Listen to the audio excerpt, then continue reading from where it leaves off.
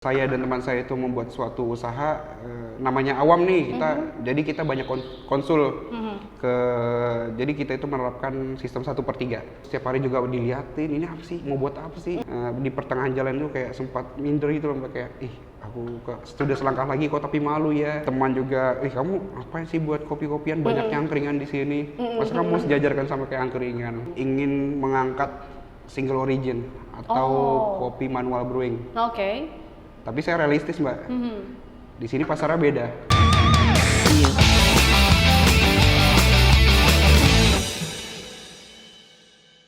Hai teman-teman, aku yakin banget nih sebagian besar di antara kalian nonton video ini tuh pasti pernah ke kedai kopi ya. Meskipun nih kalian tuh nggak suka kopi. Nah, ada begitu banyak pilihan kedai kopi, mulai dari yang premium nih yang menggunakan, ya kita tahu ya sama-sama ya, logonya menggunakan gambar siren. Kemudian juga ada kedai kopi dengan kearifan lokal yang mengusung begitu banyak konsep dan juga menu inovasi. Dan juga hingga nih kedai kopi kesukaan saya di tanggal tua itu kedai kopi Gunting gitu ya. Nah, dengan menjamurnya kedai kopi saat ini seperti yang Anda tahu, yang menjadi pertanyaan kita saat itu adalah kenapa sih orang-orang atau pebisnis kedai kopi itu akhirnya berani atau tetap membuka kedai kopi meskipun nih persaingannya itu kini makin panas dan juga makin sengit. Nah, untuk itulah Tribuners pada hari ini nih Obsesif itu menghadirkan seorang tamu sekaligus juga seorang owner dari nih yang kalian bisa baca di sini ya, pemilik Puan Kopi, salah satu kedai kopi ternama di Balikpapan, yaitu Mas Arif. Halo Mas Arif, apa kabar? Halo Mbak, baik-baik, alhamdulillah. Luar biasa. Baik ya selama tengah pandemi ini ya, tetap sehat? Alhamdulillah baik, sehat. Oke, nah Mas Arif, ada beberapa pertanyaan nih dari kita ya, dan juga khususnya dengan Tribuners nih terkait dengan background Mas Arif sendiri sebagai selaku owner dari Puan Kopi. Mungkin bisa sedikit cerita nih Mas Arif terkait dengan latar belakang Mas Arif sendiri secara umum dulu nih, gimana kira-kira? Oke, perkenalkan nama saya Arif Setiawan, saya owner dari Puan Kopi. Untuk penjelasan tentang Puan Kopi nih Mbak ya, Puan Kopi itu berdiri pada tanggal 6 April 2019 yang artinya sudah 2,5 tahun lebih. Puan Kopi ini berdiri di Balikpapan dan sudah memiliki 4 cabang di Balikpapan. Wah, luar biasa banget. Nih ya Tribuners, kita berdua tuh udah ngobrol-ngobrol sedikit di belakang. Katanya nih Mas Arif tuh seumuran dengan saya. Tapi Mas Arif ini hebatnya udah punya 4 kedai kopi, sedangkan saya nggak punya apa-apa selain pekerjaan ini. Oke, Mas Arif nih mungkin jadi pertanyaan teman-teman nih. Kalau udah sampai punya 4 kedai kopi, backgroundnya Mas Arif itu apa sih sebenarnya? Mungkin background pendidikan sebelumnya. Apakah memang orang bisnis atau bagaimana ini? Oh enggak Mbak, jadi sebenarnya saya itu lulusan teknik mesin. Jauh ya? Saya lulusan teknik mesin dari Universitas Muhammadiyah. Saya lulus tahun 2018 akhir. Oke. Lalu di situ saya mengikuti beberapa pelatihan-pelatihan yang sejalan dengan jurusan saya lah. Pelatihan mesin gitu ya? Salah satunya pelatihan-pelatihan. Nah, dari situ itu saya juga memiliki skill atau memiliki pengalaman di bidang kopi karena sebelumnya pada saat selama kuliah saya juga bekerja sip-sipan di kedai kopi di Malang. Oh, ya, oke. Berarti itu awal mulanya kecintaan akan dunia kopi sendiri. Tapi tunggu dulu nih, Mas Arif minum kopi atau enggak sih? Minum. Oke, minum banget berarti ya? Minum banget. Oke, kalau boleh tahu nih awal mula membuka kedai kopi itu bagaimana sih sebenarnya? Dan alasannya itu kenapa gitu? Selain dari ya cita-cita untuk meningkatkan saldo rekening. Gimana nih Mas Arif? Jadi gini Mbak, untuk latar belakang berdirinya Puan itu sebenarnya unik Mbak. Jadi ini flashback sedikit ya, kita cerita ke belakangnya. Jadi awal mula terbentuknya Puan itu saya hanya kebetulan. Saya kebetulan KKN. Saya kebetulan KKN atau kuliah kerja nyata atau pengabdian masyarakat yang berada di Desa Karangploso di daerah Batu Malang sana.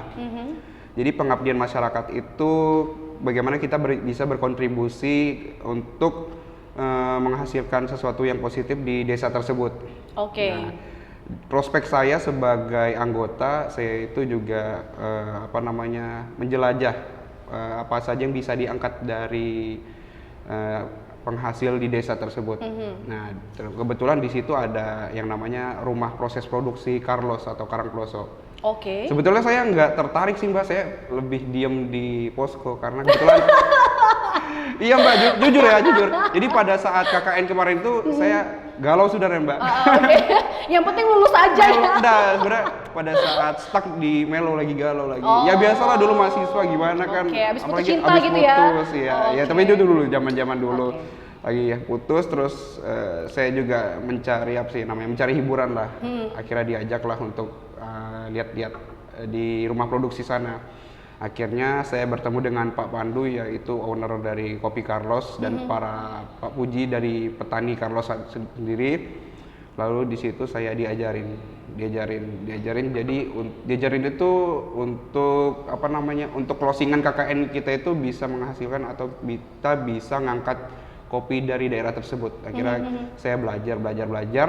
Setelah KKN nih sudah selesai nih KKN, saya malah nyantol di situ Mbak. Kurang lebih setahun saya nyantol di situ. Oke, nyantol di desa itu tadi. Iya, nyantol di desa itu aja. Oke, untuk melakukan apa saja itu kira-kira? Diperpanjang mungkin Iya. KKN-nya tuh bagaimana, Mas?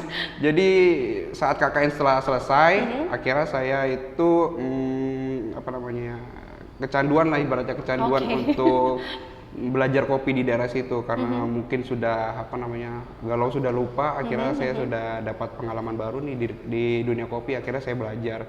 Dari situ itu saya belajar mulai proses dari hulu sampai hilir. Nah, hulu Oke. sampai hilir itu maksudnya dari Totalitas ya Nah, ternyata. hulu sampai hilir itu maksudnya dari penanaman, dari panen sampai packaging seperti itu. Jadi dari panen, dari pemilihan biji kopi, dari sortir biji kopi mana yang premium, yang baik, terus yang KW, terus juga ada namanya proses roasting atau proses pembakaran biji kopi gitu.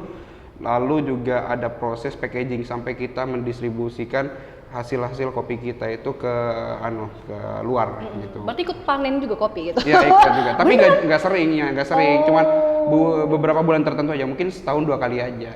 Oh, oke. Setahun 2 kali panen seperti itu. Nah dari situ itu saya dapat banyak banget ilmu basic dari kopi yang saya dapat. Nah dari situ akhirnya ya saya kulik lagi nih, saya kulik.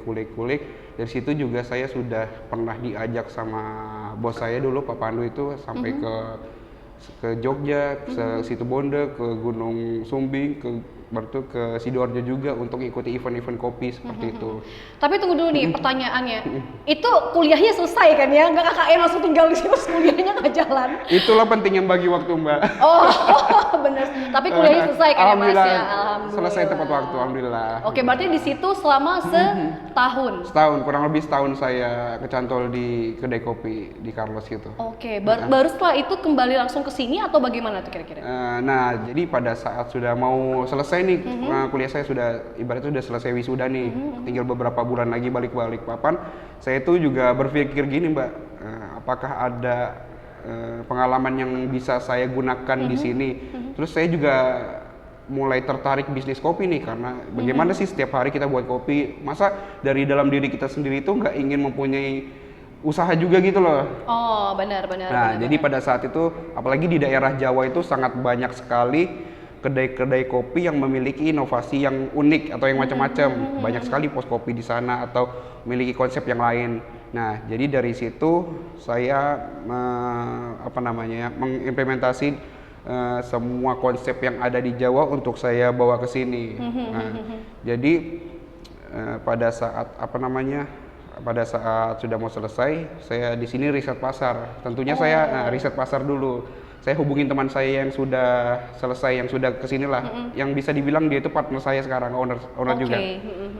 Nah, saya hubungin Jal, apakah di Balikpapan itu sudah memiliki banyak sekali kedai-kedai kopi yang memiliki konsep take away atau pos kopi nggak di Balikpapan? Akhirnya keliling, itu hanya beberapa. Wow, oke. Hanya beberapa. Nah, dan pada saat itu ya sudah dengan keyakinan, dengan keberanian, akhirnya konsep yang kita pelajari di luar sana akhirnya saya bawa ke sini dengan cara dengan cara membuat pos kopi. Kan Puan Kopi terkenal dengan kopi take away nih. Nah, pada saat itu juga kami sendiri memiliki modal yang kecil. Oh, iya. Oke. Berarti itu konsep yang diusung sama Puan Kopi sampai dengan hari ini atau bagaimana kira-kira Mas? Jadi untuk sekarang ini sih kami memiliki satu kedai yang bisa dibilang besar, bisa menampung Untuk dine-in gitu? Untuk dine-in. Oke. Itu juga dari keluh kesal pelanggan. Jadi pelanggan itu selalu ngomong gini, Mas atau Kak, apa nih, Puan Kopi ini ada 3 nih dulu nih. Puan Iya. Kopi sudah ada 3 nih, masa semuanya take away sih? Masa semuanya cuma dine-in? Kita itu mau nikmatin kopinya Mas, tapi juga pengen nongkrong juga Mas. Oke. Nah, akhirnya dari situ dengan ya niat saya juga sih, saya juga ingin punya, siapa sih yang nggak mau punya usaha lebih besar lagi. Nah, dari situ ya alhamdulillahnya cabang keempat kami itu memiliki akses dine-in yang besar juga kebetulan. Seperti itu. Tapi lumayan ya Tribuners ya, dari tahun 2019 sampai dengan tahun 2021 ini udah punya 4 gitu ya Mas ya, dan salah Iya, satunya tuh udah dine-in gitu, luar Iya, biasa iya. sendiri. Nih Mas Arif, kira-kira makna dari Puan itu sebenarnya apa sih? Pasti pertanyaan ini sama teman-teman ya, ini kan Puan tuh artinya nyonya ya, bukan Puan yang Iya, satu iya, ya, iya. bisa di-ban kita kalau ngebahas Iya, bisa Puan yang satu. di-ban. Nah kira-kira arti dari Puan sendiri nih, merek atau brand yang diambil oleh Mas Arif itu kira-kira apa sebenarnya? Jadi gini Mbak, sedikit unik juga sih sebenarnya untuk penamaan itu. Dulu pada saat kuliah itu ingin membuat usaha, ngobrol sama teman, pengen punya usaha kopian, namanya apa ya? Ya, pengen nama yang ini sudah ada, pengen nama yang itu banyak sudah pasaran. Akhirnya kita kayak nyari nama-nama lebih ke unsur-unsur indie gitu. Oh gitu ya, anak Iya senja. iya sih, iya deh, iya ya. Oke, terus? Jadi kita kebetulan teman satu kos kami itu musisi, Oh. yang musisi Malangan lah biasa. Nah, musisi dia juga pintar ngulik lagu nih, pasti tahu dong kata-kata ya kan. Iya, terus? Saya tanya, Riz kira-kira kamu punya ndak satu nama atau satu konsep nama apapun itu yang bisa dibuat untuk sebagai usaha, tapi memiliki makna yang besar, makna yang tinggi. Makna yang dalam Makna gitu yang ya. dalam. Nah, dideret lah beberapa nama. Saya lupa nama-namanya, yang saya ingat Puan ya. Nah, oh Puan, oh apa? Aku juga bingung kan, Puan, maksudnya Puan ini. Puan itu. Puan itu. gitu ya. Oh, bukan. Dijelasin akhirnya. Oh, Puan itu artinya perempuan atau nyonya. Bener kan? Dan perempuan itu kalau kita lihat secara umum memiliki sifat manis, cantik, dan lembut. Ya terima dong. kasih. Sama-sama. Nah, terus oh iya mulai masuk. Ya kita kombinasikan aja dengan menu kita, menu-menu signature kita. Akhirnya kita membuat suatu menu yang dimana menu kita itu umum, bisa diterima banyak konsumen, terus memiliki rasa yang soft, terus memiliki juga apa namanya, hidangan yang cantik lah dari situ. Nah dari situ. Terus kita juga punya tagline, ada Puan dalam jamuan.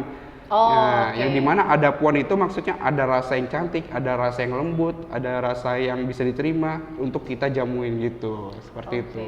Tapi Mas Arif dan temannya luar biasa. Ini kan udah mendekati tahun 2024 ya. Kira-kira mungkin penggunaan Puan ini tuh bisa mengarah ke sesuatu, kira-kira enggak ya? Tapi enggak, oke. Emang dan juga ini sudah sebelumnya ya Mas Arif ya. Nah, Mas Arif tadi udah sempat jelasin soal kalau misalnya awal-awal itu kenapa akhirnya mendirikan kedai kopi yang take away itu karena kan memang minimalisir budget ya. Iya. Pasti ada dong struggle awal lainnya yang mungkin bisa diceritakan nih kepada kita. Siapa tahu nih Tribuners di rumah tuh bisa mendapatkan inspirasi dari ini. Gimana Mas? Kira-kira struggle apa sih yang dihadapi oleh Mas Arif dan juga teman-teman lainnya? Jadi gini Mbak, sebelum saya dan teman saya itu membuat suatu usaha, namanya awam nih kita, jadi kita banyak konsul jadi kita itu menerapkan sistem 1/3. Apa itu? 1/3 itu maksudnya kita bercerita kepada mentor kita. Kedua itu kita berbicara dengan teman yang sepantaran kita. Ketiga ini kita berbicara dengan teman kumpulan kita. Tiga teman ini memiliki pemikiran yang berbeda-beda untuk mengeluarkan suatu pendapat tentang usaha yang saya bangun ini. Kalau misalnya saya berbicara dengan mentor saya kan pasti saya bakal banyak dapat masukan-masukan. Oh, kenapa sih kamu buat ini? Apa tujuannya? Apakah ada pasarnya? Nah, kalau misalnya teman yang sepantaran dengan kita ya pasti kita nggak jauh-jauh untuk berbicara masalah masalah realistis yang sekarang, bisnis yang kita dapat ya, tren sekarang. Nah kalau misalnya teman yang teman di bawah kita, bukan di bawah sih istilahnya, teman-teman kumpulan kita lah, teman kumpulan kita itu kita ini bisa pergunakan mereka untuk sebagai sebagai teman untuk cicip-cicip gitu lah Mbak. Jadi saat kita membuat produk awal, kita suguhkan ke mereka. Gimana nih? Gitu. Gimana hasilnya nih? Tapi jujur nih, jangan bohong. Meskipun itu produk saya seperti itu. Nah, saya menerapkan 3 konsep ini sih Mbak. Jadi terus pada saat pembuatan atau pada saat tahap pertama berdirinya Puan itu, bukan berdiri sih, sebelum berdirinya Puan itu saya juga sempat minder Mbak.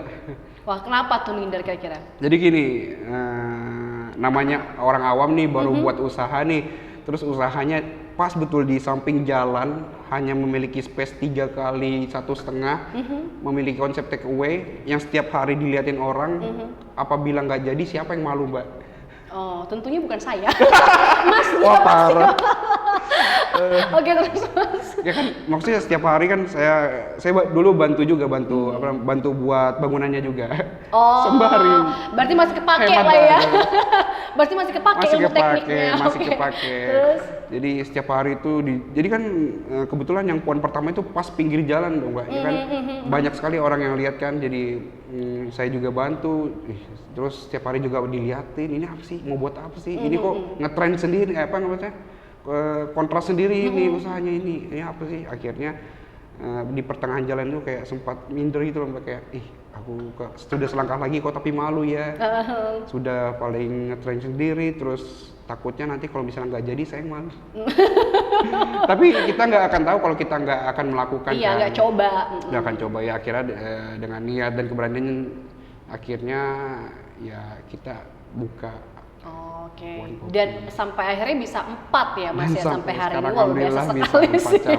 Nah, kira-kira waktu awal buka itu sempat nggak sih dapat omongan miring kayak, lah udah banyak kedai kopi kan, lu ngapain lagi sih buka kedai kopi di pinggir jalan pula gitu. Kira-kira gimana Mas Arif? Pernah dapat omongan seperti itu nggak sih? Banyak Mbak. Oh ya? Dari teman, dari orang tua. Bukan orang tua sih, keluarga lah. Dari keluarga. Tetangga Mas? Tetangga. Tetangga pasti.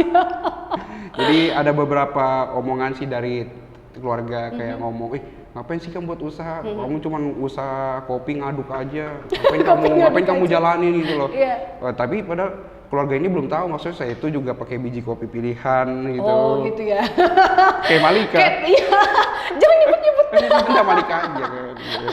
Maksudnya dikira itu kita ngebuat suatu kayak kopi aduk gitu, kopi gunting gitu lah Mbak. Padahal kita juga memiliki apa sih namanya? Kita juga pakai gramasi, pakai takaran, ada ilmunya lah istilahnya, ada ilmunya, nggak sembarangan. Terus dari teman juga, kamu apa sih buat kopi-kopian, banyak angkringan di sini, masa kamu sejajarkan sama kayak angkringan.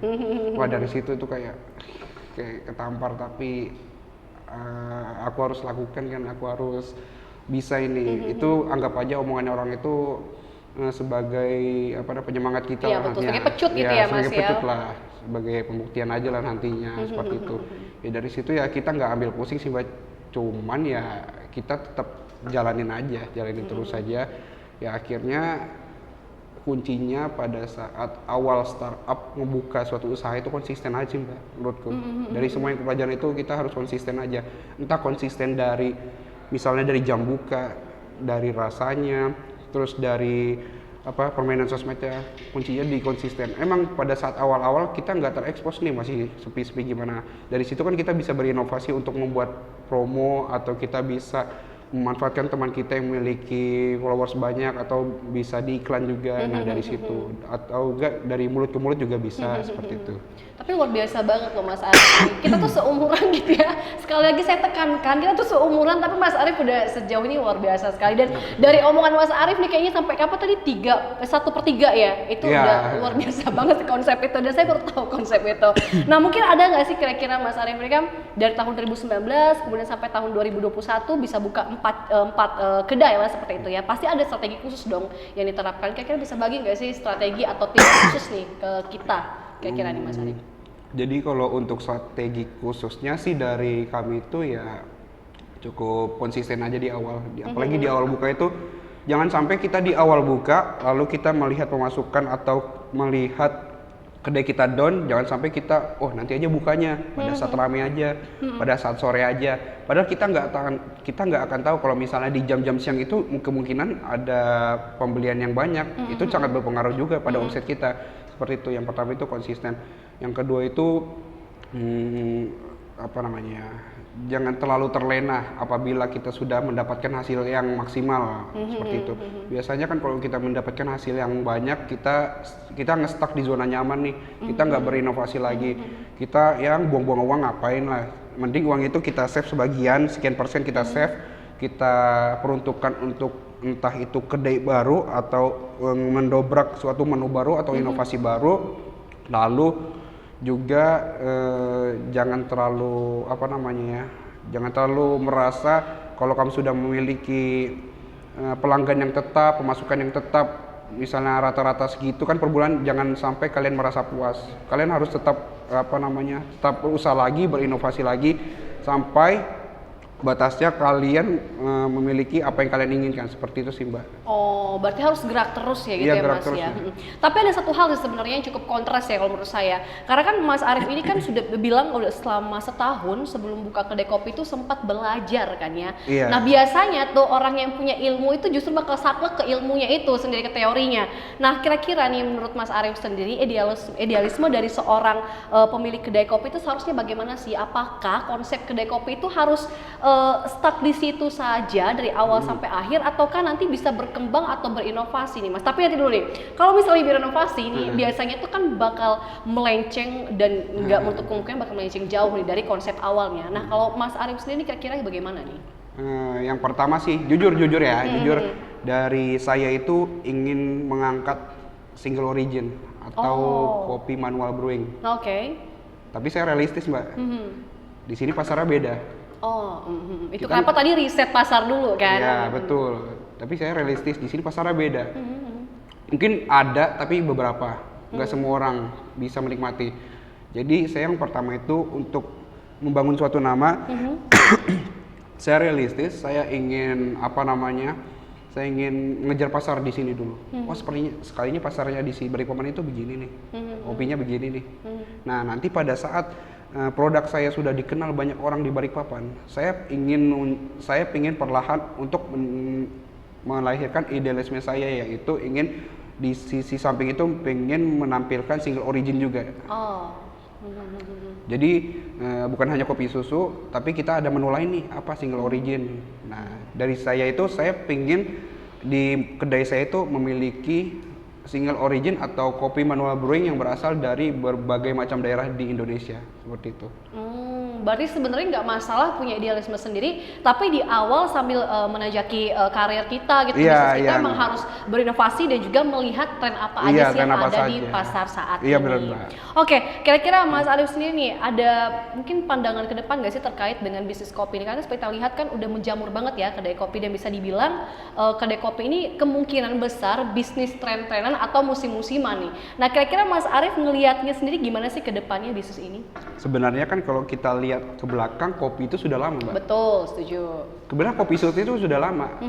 Hanya saja pada saat beberapa tahun yang lalu ada suatu film yang mengangkat kopi. Dari situ kan saya salah satu pemainnya juga. Iya. Di belakang tadi. Cameo, lupa lewat. Oke, terus Mas. Jadi kan pada saat ada film itu kan tren kopi di Indonesia kan lagi naik nih. Nah dari situ mungkin kesempatan beberapa teman-teman yang lain ingin membangun suatu bisnis dan akhirnya berhasil. Dan akhirnya menjamur ke beberapa orang lainnya ingin membuka juga, begini buka. Tapi di samping itu ya tetap kita harus memiliki ciri khas sendiri, kita memiliki konsep sendiri bagaimana kita bisa memanggil pelanggan ke sini loh, seperti itu. Oke, berarti sebenarnya meskipun mungkin ini bisa dibilang bisnis tren, tapi kedepannya peluangnya tetap bagus ya Mas ya? Iya, kalau saya lihat sih, ini dari menurut saya sendiri sih. Menurut penerawangan. Menurut penerawangan sih, ya. Kalau misalnya untuk peluang kedepannya sih, semoga kopi itu tetap konsisten. Karena kalau kita lihat ke belakang kan kopi sudah dari dulu. Jadi emang harus ada gebrakan-gebrakan yang berbeda dari setiap kedai, ada konsep-konsep yang berbeda dari suatu kedai. Untuk memiliki pasar sendiri seperti itu. Oke. Dan ini pertanyaan terakhir dari saya Mas Arif. Kira-kira dalam waktu ke depan ini ada rencana buat buka franchise? Gimana nih Mas? Jadi gini Mbak, jujur nih dari saya lagi. Saya kan orang S1 Teknik Mesin nih, bukan manajemen nih. Dalam beberapa tahun ini juga saya masih belajar mempelajari bisnis. Mempelajari pemasukan, pengeluaran, omset segala macam kan. Jadi ya, saya sambil belajar lah untuk hukum sendiri mengenai franchise dan lain-lain. Sebenarnya kami belum siap. Tapi untuk kedepannya sih masih direncanakan, Tapi belum tahu nih. Nggak menutup kemungkinan tidak tapi menutup ya. kemungkinan. Hanya saja saya masih belajar dari kesalahan-kesalahan aja, belajar dari pengalaman dari teman-teman yang lain. Oke. Yang ditakutkan kan saat saya buka franchise adanya bahan baku yang terbatas. Kebetulan sih bahan baku yang saya dapat itu beberapa itu premium dan terbatas. Jadi saya takut untuk menyuplai ke orang, nanti takutnya kecewa di situ. Terus juga untuk masalah seperti pasal atau peraturan rules lainnya, legalitas itu juga masih belajar juga seperti itu Mbak. Jadi untuk sekarang sih saya fokus berinovasi untuk Puan, saya juga fokus untuk mengembangkan lagi Puan, bukan hanya kopi tapi dari sisi makanan, snack dan lainnya seperti itu Mbak. Oke, dan mumpung masih muda ya kita ya, Mumpung masih masih banyak muda, waktu masih buat kuat. belajar terus dulu dong. Oke, Tribuners, sekarang nih kita punya rapid questions di sini ya. Beberapa pertanyaan yang wajib dijawab oleh Mas Arief secara cepat dan juga tepat mungkin ya seperti itu. Ini langsung jawab aja. Langsung pilih berarti ya? Iya, langsung pilih. Siap, Mas? Siap. Oke, pertanyaan pertama sih mudah aja nih ya. Pertanyaan pertama, Instagram atau TikTok? Instagram. Oke, pertanyaan kedua, liburan ke Indonesia Timur atau luar negeri? Luar negeri. Agak lambat ya jawabnya. Pertanyaan ketiga, kaya tapi jelek atau miskin tapi memikat? Ayo cepet 1, 2, 3. Kaya tapi jelek. Oke. Kaya tapi jelek. Tetap ya Mas Tetap. ya. Oke, yang keempat, hilang duit 5 juta atau hilang semua foto di HP? Hilang duit 5 juta. Wow, oke. Kalau saya malah lebih pilih hilang semua foto di HP sih. Kalau backup. Oke, yang kelima, minjem duit atau minjemin duit? Minjemin duit. Boleh minjemin duit? Berapa? Nomor rekening. Wow, dibakar ya Mas nanti. Yang terakhir nih, Nikita Mirzani atau Dinar Candy? Nikita Mirzani. Boleh saya tanya alasannya kenapa milih Nikita Mirzani? Aduh, alasan apa? Dibakar No reason aja. kayaknya, no reason deh. Milih aja kan, no reason deh. Pas ya Mas Yanta, kita boleh dibakar aja. Oke, thank you Mas Arief, terima kasih Sama-sama, banyak Mbak. buat waktunya. Dan ini merupakan suatu kehormatan banget Tribuners ya buat kita semua, di mana di sini ada sosok yang inspiratif nih sesuai dengan judul acara kita yang inspiratif ya Tribuners ya. Ada anak muda yang bisa memberikan kita insight baru terkait dengan dunia bisnis, khususnya dunia bisnis saat ini sedang tren yaitu terkait dengan bisnis kedai kopi. Akhir kata nih Tribuners dan Mas Arief, saya ingin menyampaikan bahwa jadilah seperti kopi di malam hari. Asik itu Mas? Mantap. Asik, oke. Walaupun pahit tak terperi, namun setia memberi inspirasi tanpa henti. Terus Mas Arief, Mantap, Mbak. thank you Mantap, so much. Thank you.